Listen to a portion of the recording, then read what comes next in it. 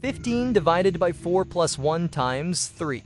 4 plus 1 is 5 times 3, and it will be 15.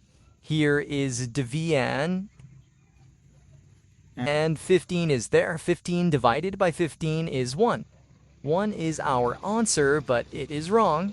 So I have to write question again. Question is 15 divided by 4 plus 1 in the parentheses times 3. 4 plus 1 will be solved first because it is in parentheses. Parentheses should be solved first according to BODMAS are PEMDAS 5 times 3.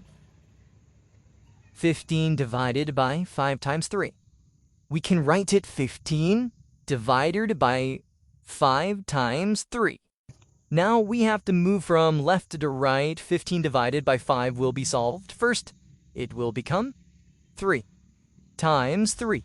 Now 3 times 3 will be simple. It is 9, which is our answer. Thank you for watching and subscribing my YouTube channel.